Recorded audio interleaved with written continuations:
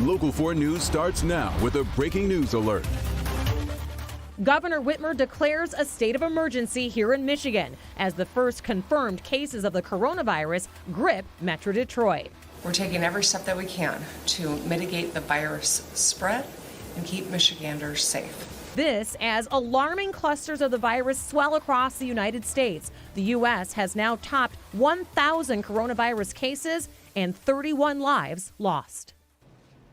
Everything you need to know to protect yourself and your family this noon. The coronavirus is a serious health threat, but it is also wreaking havoc on the day-to-day life of those who are not infected. We will take a closer look at the social and economic impact of the virus. Also, our own Dr. Frank McGeorge is here to answer your questions about the illness. But first, Michigan State University is now suspending in-classroom instruction to just online courses now, and this is all due to coronavirus concern. Thank you so much for joining us this noon. I'm here along with Dr. Frank McGeorge. The coronavirus does top our news this noon, and Dr. McGeorge is with me to help us understand what's happening and really break down the cases that are now confirmed here in Michigan. Yeah, Rhonda, this is really important. First off, some good news. We're hearing that one of the two patients is doing well. This is the middle-aged woman who traveled abroad recently. She is now being treated in respiratory isolation. Now, 70 patients have been evaluated for COVID-19 in Oakland County. 35 were determined not to have the infection. One patient was positive, and 34 patients are still under evaluation. Now, in all likelihood, there will be more confirmed cases going forward, and we could have that update this evening. Meanwhile, University of Michigan Health Center confirmed one patient is in their care and is stable. And breaking this afternoon, Michigan State University has suspended in-person classes until at least April 20th. Our Rod Maloney continues our team coverage from the campus in Lansing. Rod, good afternoon. Good afternoon, Doctor. And, you know, it's a situation here on the MSU campus where there's a collective notion of what just happened. And then the university went into uncharted territory by sending essentially most of the students home. While everything looked normal on the MSU campus this morning, co-eds headed off to classes on foot or on bike. They'd all just read this email. It said in part, MSU learned of an individual linked to our campus who the Ingham County Health Department is currently investigating and monitoring. Effective at noon, March 11th, MSU is suspending face-to-face instruction in classroom settings and moving to virtual instruction. This suspension of in-person classes will last until April 20th, end quote, which is the end of the semester, leaving only 4 days for final exams. Sophomore Nick Catanzaro is fresh off a job interview in Lansing this morning, and he wasn't amused. Doesn't work as well for me as in-class instruction, and I think it's going to be much harder to take exams now. Sophomore Caitlin Piggott initially reacted like it was more of a snow day off. My jaw hit the floor, actually. Doesn't really seem real. You know, at first it was kind of awesome, like, whoa, we don't have class. But then the more I think about it, I'm a little stressed. Of course, this had all the students wondering what to do next. Things are getting complicated pretty quickly. Going home may have its appeal, but I was just coming out of a job interview at the state capitol, so I'm really just hoping that they don't kick us off campus, because otherwise I won't be able to take that job. Well, they're not being kicked off campus, as he put it, but let's take a look at the information that just was put out by the university. During this time period, students doing purely remote work can return to their permanent place of residence, and we strongly encourage this because there are advantages for social distancing. But for those not able to go home, we will continue to fully support students in our residence halls and our dining facilities. Now, we're here on campus, and in about a half hour, we're going to be having an interview with the University Media Relations Department to get a little bit more clarity on what they put out this morning, because a lot of it changed over and over again. So we want to get some specific answers, and we will definitely do that in about a half hour. Rhonda, back to you. And Rod, what about the students so far on this news? How are they reacting? Well, what we're getting from students is that it's taken a little bit to settle in. In other words, they're saying, well, okay, I can cope with internet classes for the most part, although there are students who have presentations to do or performance majors and those kinds of things where you really can't do it by internet.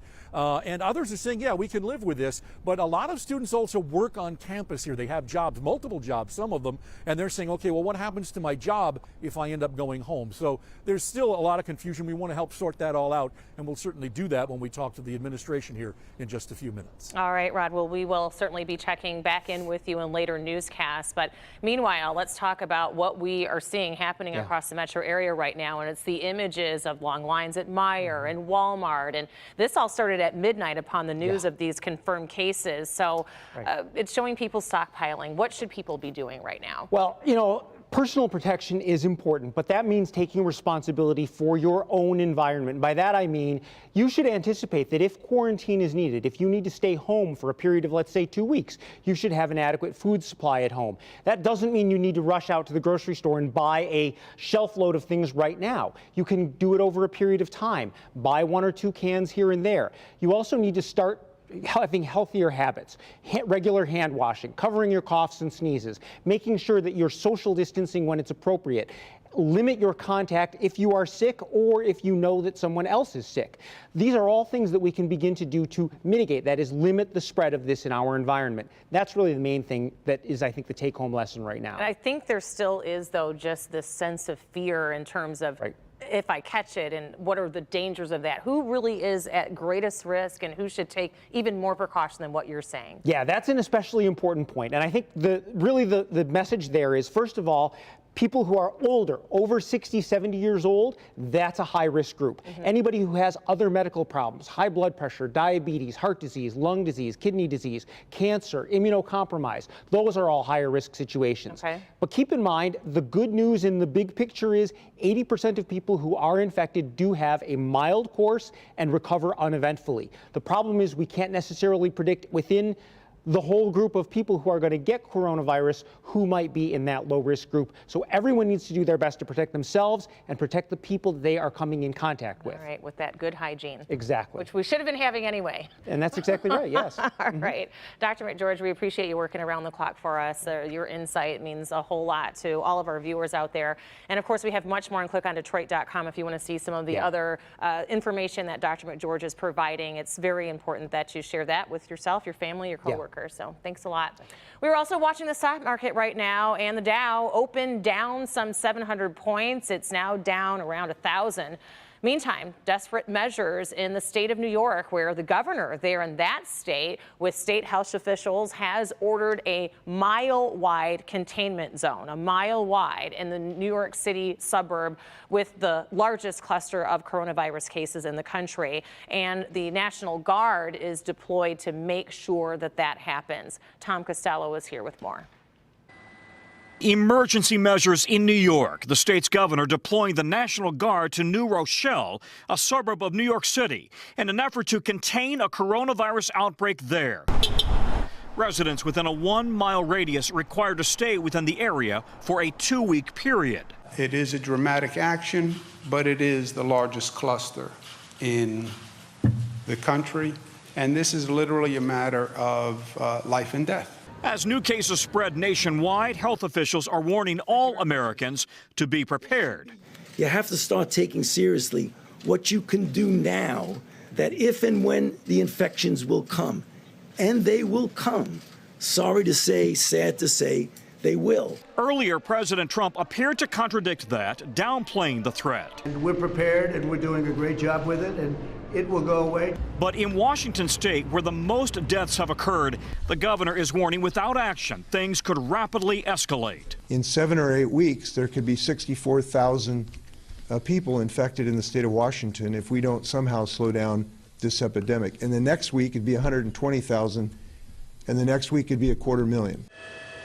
Meanwhile, in California, passengers are still slowly disembarking the Grand Princess cruise ship, then traveling by plane and by bus to military bases where they'll be held in quarantine for 2 weeks. The process expected to take days.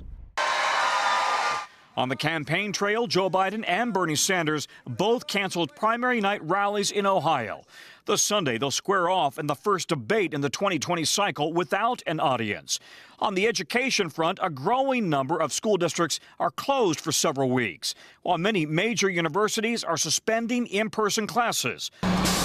Harvard among the latest, telling students to pack up their dorms and head home. I live in California, so I have to figure out how to get my things in storage. The fear over the disease even hitting the food industry. MGM Resorts temporarily closing buffets at restaurants across Las Vegas. And Ben and Jerry's postponing their popular free cone day for the first time in 40 years. And that was Tom Costello reporting. Local 4 and clickondetroit.com are your home for everything that you need to know to keep you and your family safe. Again, there's plenty of information there from Dr. McGeorge that you might want to take a look at as you're making your plans and precautions. Now let's get over to Brandon, who happens to be celebrating a birthday today. Well, we're looking at upper 30s and low 40s, live shot here in Ann Arbor, where it's been a little more drippy than flaky as a light wintry mix has been moving through. Wind chills, low to middle 30s, not a huge deal, but it's just a tiny breeze out there. Temps will be in the low 40s through the afternoon as we say goodbye to that wintry mix, becoming cloudy to maybe partly sunny. Even in areas like Westland, Livonia, that wintry mix just down to a drip or two, and maybe a couple of flakes or flurries in our north zone. But again, Rhonda, we're drying out as we move forward, trying to warm you up. Coming up. Thank you, Brandon. Meanwhile, the primary election. Joe Biden wins big here in Michigan. The former vice president, he wins over Bernie Sanders in hopes of a comeback by cruising to victory here in a hard-fought Michigan. To all those who have been knocked down, to all those who have been counted out, left behind, this is your campaign.